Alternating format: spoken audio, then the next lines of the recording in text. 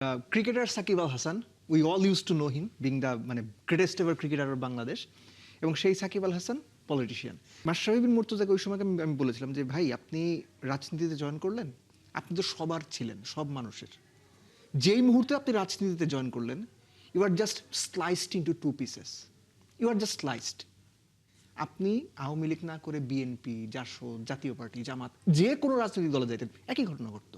Shakib Al Hasan the day he joined Bangladesh Awami League, election করলেন, MP হইলেন, তখন থেকে আসলে তার কোন পরিচয়টা আপনার কাছে, আমাদের কাছে বড়, ক্রিকেটার সাকিব নাকি রাজনীতিবিদ সাকিব? আমার কাছে বরাবরই রাজনীতিবিদ সাকিব। আসলে রাজনীতিতে জয়েন করেছেন যতটা না রাজনীতিবিদ হওয়ার জন্য, তার চেয়ে বেশি তার এলাকা মাগুরার মানুষের জন্য তিনি কিছু করতে চেয়েছেন, এবং সেই করতে চাওয়ার তাগিদ থেকেই তিনি এই রাজনীতিতে জয়েন করেছেন। এটা তার অফিসিয়াল বক্তব্য। তার মানে কি সেই তথ্যটা আসলে সত্যি নয় যে আসলে তিনি রাজনীতিবিদই হতে চেয়েছেন, সেটা আসলে মাগুরার উন্নয়ন তিনি করতে পারুন আর না পারুন? কারণ এই মুহূর্তে তো আসলে সে ধরনের কোনো চান্স তার নেই। সম্পর্ক বদলে গেল একটি পলকে। বছর দুয়েক আগেও যে সাকিব আল হাসান ছিলেন বাংলাদেশের হিরো, অবিসংবাদিতভাবে দেশের ক্রিকেট ইতিহাসের সেরা খেলোয়াড়, সেই নায়ক এখন যেন পরিণত হয়েছেন খলনায়কে। দেশি বিদেশি গণমাধ্যম থেকে সোশ্যাল সাইটস সবখানেই খেলোয়াড় সাকিবকে ছাপিয়ে সামনে আসছে রাজনীতিবিদ সাকিব। অথচ শনিবারই এলপিএল এর ফাইনাল খেলতে নামছেন mister 75।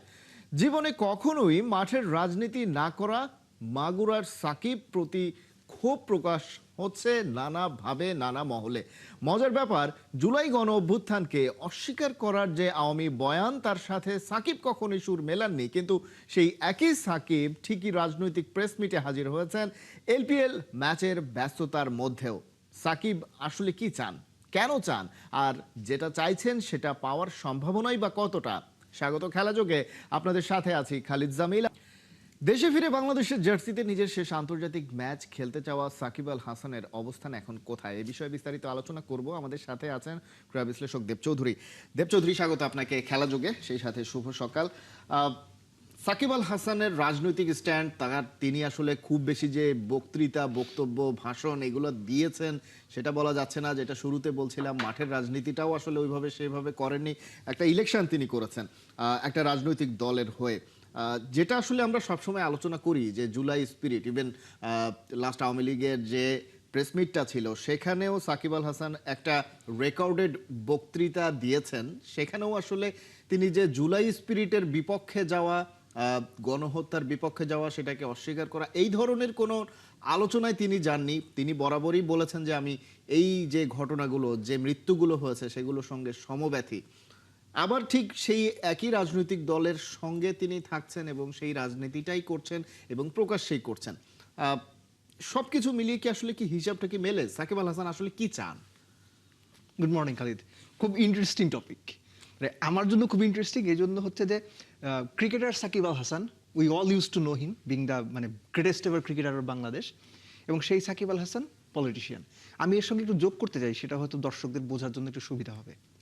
The very moment Mashrafe বিন মুর্তজা আওয়ামী লীগের রাজনীতিতে জয়েন করলেন এবং এমপি ইলেকশন করতে চাইলেন, ওই সময় তার সঙ্গে আমার কথা হয়েছিল।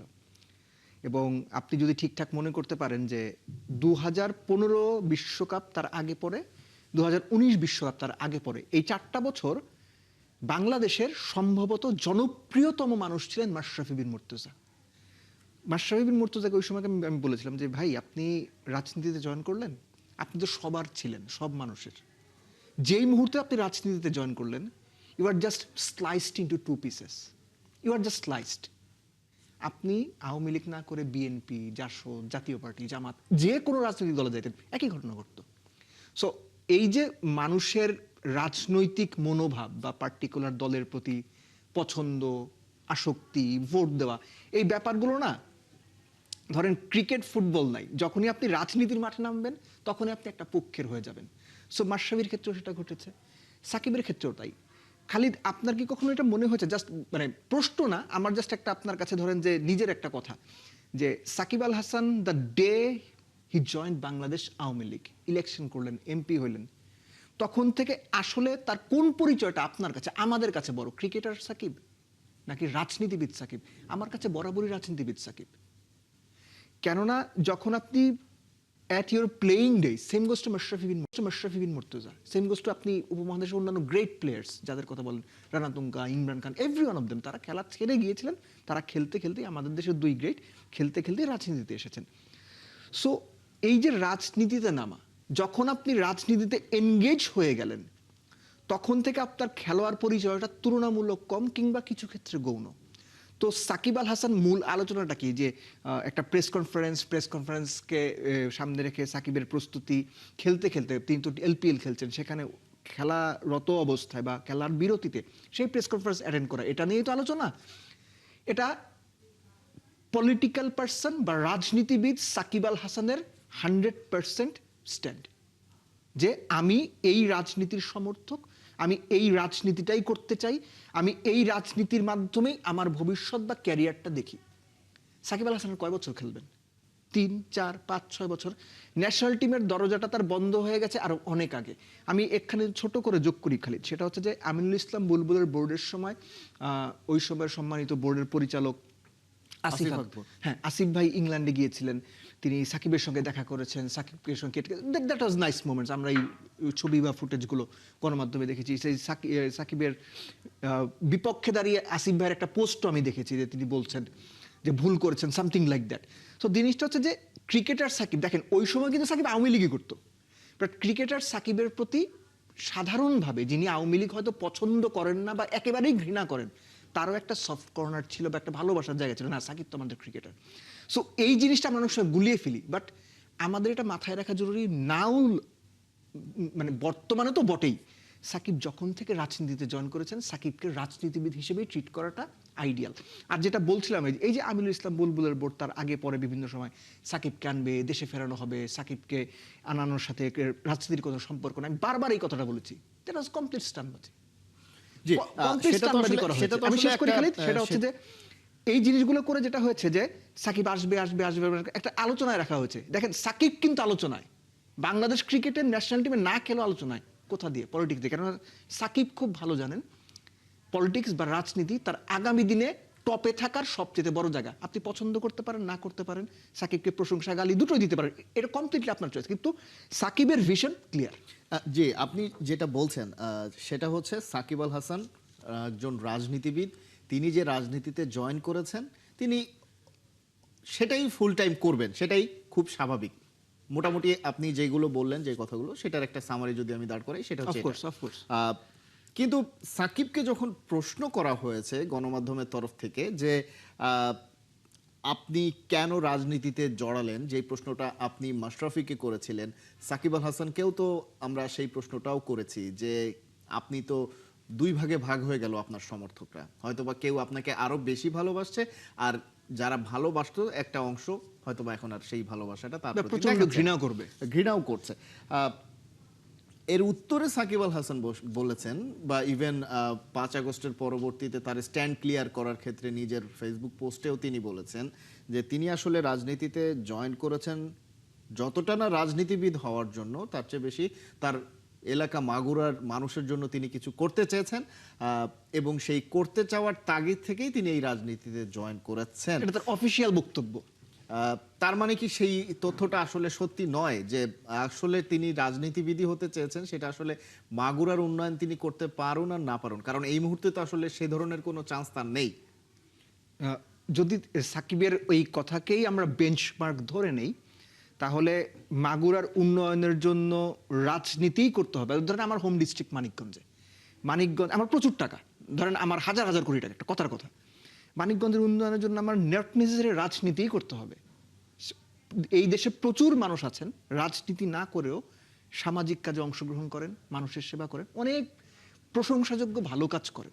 সাকিব সেটা করতে পারতেন, সেটা করার জন্য রাজনীতি করতে হবে, নট নেসেসারি। আর তার চেয়ে বড় প্রশ্ন হচ্ছে, উইথ ডিউ রেসপেক্ট, বাংলাদেশের রাজনীতিবিদেরা বেশিরভাগ সংখ্যক, অবশ্যই সবাই না, বেশিরভাগ সংখ্যক টিভিতে, পত্রিকাতে, গণমাধ্যমে যে কথাগুলো বলেন, এগুলোকে তারা নিজেরা বিশ্বাস করেন।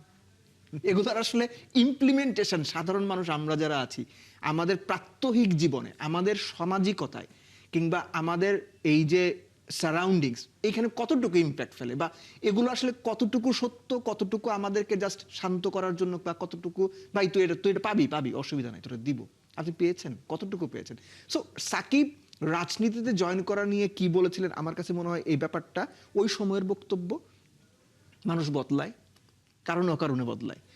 আর সাকিব কোনো কিছু না বুঝে শুধুমাত্র মাগুরার সেবা করার জন্যই রাজনীতিতে নাম লিখিয়েছেন, এটা আমার পক্ষে মানে বিশ্বাস করাটা একটু ট্রিকি। কারণ না, আমি আপনি আপনি বলছেন যে জি।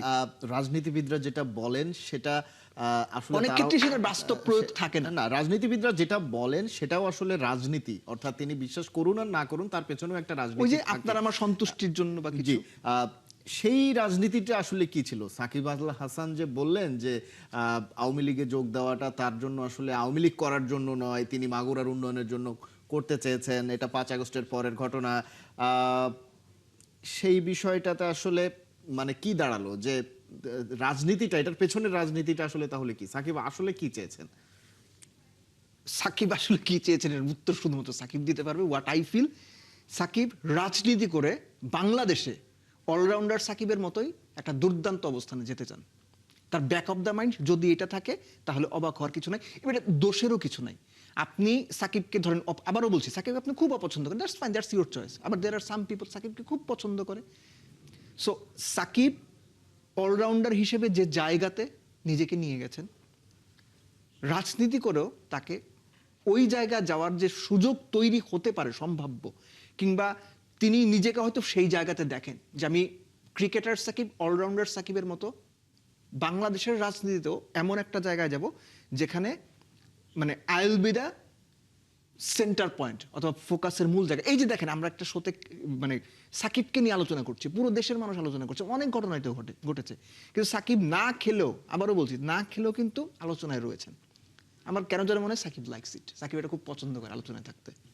সেটাই আসলে এই মুহূর্তে মনে হচ্ছে। আমরা একটু সাকিবের বাইরে, অর্থাৎ যেই জায়গাটাতে সাকিব নেই, সেই বাংলাদেশ দলটা ক্রিকেট। নিয়েও আলোচনা করতে চাই। সেই জায়গায় বাংলাদেশ অস্ট্রেলিয়াতে একটা প্রস্তুতি ম্যাচ খেলছে, আজকে তাদের দ্বিতীয় দিনের খেলা চলছে। একটা ক্রাইসিস মোমেন্টে মেহেদী হাসান মিরাজ সেঞ্চুরি করেছেন, কিন্তু সেটা তো একটা সেঞ্চুরি তিনি করেছেন, এর আগেও ক্রাইসিস মোমেন্টে তিনি দুর্দান্ত পারফর্ম করে দলকে জেতানোর মতন পারফর্ম করেছেন। কিন্তু প্রশ্নটা হচ্ছে যে অস্ট্রেলিয়ার মাটিতে বাংলাদেশের যে কাজটা আসলে সবচেয়ে বেশি জরুরি, টপ অর্ডার ব্যাটিংয়ে বাংলাদেশ আসলে কতটা নিজেদেরকে প্রমাণ করতে পারবে, যদিও প্র্যাকটিস ম্যাচের পারফরমেন্সটা খুব বেশি আমলে নেওয়ারও আসলে কতটা সুযোগ আছে তা নিয়েও কথা বলতে না, পারি। আমলে না নেওয়ারও কিছু নাই। কারণ আমি আপনাকে বলি, দেখেন যে বাংলাদেশের টপ অর্ডার কথা তো আপনি বললেন, স্পেসিফিক রক্ষচল্লি 6 উইকেট পেয়েছেন, 6 উইকেটে 4টা কিন্তু লেফট হ্যান্ডেড ব্যাটসম্যানদের, সৌম্য, সাদমান, মুমিনুল এবং হচ্ছে আপনার তাইজুল। বাংলাদেশের টপ অর্ডার ব্যাটাররা অফ স্পিনারের এগেনস্টে স্ট্রাগল করে। এখন আপনি চিন্তা করেন যে যখন তারা মূল টেস্টটা খেলতে নামবে, লেটস সে অপোনেন্টে, আমি নাথান লায়নকে বাদ দিচ্ছি, নাথান লায়নের জায়গায় যখন টড মার্ফিকে খেলানো হলো, একটা কথার কথা বলতেছি আমি, দে উইল স্ট্রাগল। এই যে প্র্যাকটিস ম্যাচ, এই প্র্যাকটিস ম্যাচগুলো থেকে আমরা কিছু ইন্ডিকেশন পাই প্লেয়ারদের সম্পর্কে। নইলে বরাবর অফ স্পিনের এগেনস্টে স্ট্রাগল করা বাংলাদেশের টপ অর্ডার লেফট হ্যান্ডেড ব্যাটাররা 4 উইকেট দিতেন না। তাইজুল একটা যদি আমি বাদও দিই, তাইজুলকে বাদ দিল, 3 লেফট হ্যান্ডার ব্যাটসম্যান অফ স্পিনারকে উইকেট দিয়েছেন। এটা ভালো সাইন না, অনেকদিন ধরে এটা হয়ে আসছে। Top order not scoring big runs, আবারও সেটা হয়েছে, একজন 37 করে আউট হয়েছেন শান্ত, সাদমান কত 31-32 করেছেন, আউট হয়েছেন, ক্যারি করতে পারেননি। মেহেদী মিরাজ খেলা তো দেখিনি, মেহেদী মিরাজ যতটুকু স্কোর কার্ড দেখে মনে হয়েছে চমৎকার ইনিংস খেলেছেন।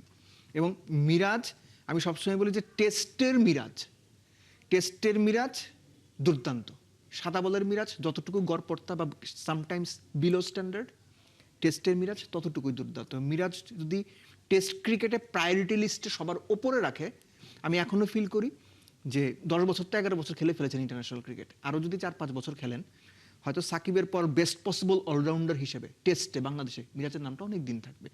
সো মিরাজের এই রান পাওয়াটা খুব ক্রুশাল ছিল, তিনি ভালো করেছেন। কেননা আমার একটা ডাউট কাজ করে খালিদ, সেটা হচ্ছে যে অস্ট্রেলিয়ার যে বোলিং লাইন আপ, যদিও অন্যান্য পেস ফ্রেন্ডলি উইকেটের মতো ডারউইনের কন্ডিশনটা হবে না বলেই মনে হচ্ছে, স্পিনার একটু সুবিধা পাবেন, ব্যাটিংয়ের জন্য ভালো, স্টিল অস্ট্রেলিয়ান প্লেসার্স যে কোনো ফ্ল্যাট উইকেটেও তারা সুবিধা বানিয়ে নিতে পারে, তাদের অ্যাবিলিটি রয়েছে। বাংলাদেশে ব্যাটিং ওয়াইজ ভালো করতে হলে মিডল এবং লোয়ার মিডল অর্ডারকে বাংলাদেশের একটা ভালো রোল প্লে করতে হবে। লেটস, আমি জানি না লিটন খেলতে পারবেন কিনা। তার মানে কি টপ অর্ডারকে আমরা হিসাবে টপ অর্ডারকে আসলে একটু হিসাবের বাইরে বলবো না, আমি টপ অর্ডার নিয়ে শঙ্কার জায়গার কারণে মনে হচ্ছে যে ভাই আমি জানি যে 50 রানে 3টা উইকেট যাবে, এটা কথার কথা বলতেছি আমি, বা 60 রানে 4 উইকেট যাবে। সো 5, 6, 7, কিছু ক্ষেত্রে 8, এদেরকে হয়তো একটু বেটার রোল প্লে করতে হবে রান করার ক্ষেত্রে। সো লিটন, তারপরে হচ্ছে আপনার মুশফিক, একই সঙ্গে হচ্ছে আপনার মিরাজ, এদের ওই রোলটা কিছু ক্ষেত্রে গুরুত্বপূর্ণ। কারণ লাস্ট এই যে প্র্যাকটিস ম্যাচটা আপনি দেখেছেন যে লাস্ট উইকেটে বোধহয় কত 59 রানের মতো যোগ করা হয়েছে লাস্ট উইকেটে।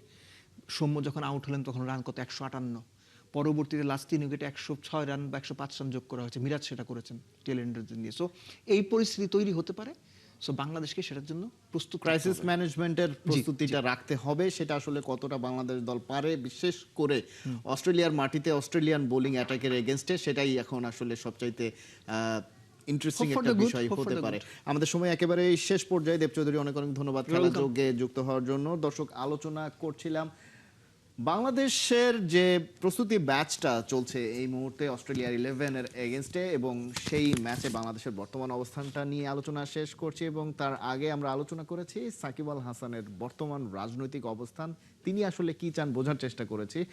এই ছিল এখনকার খেলাযোগে। সরাসরি সংবাদ আর অনুষ্ঠান দেখতে চোখ রাখুন ৭১-এর ফেসবুক পেজে এবং সাবস্ক্রাইব করুন ৭১-এর ইউটিউব চ্যানেল। ৭১-এর সাথেই থাকুন।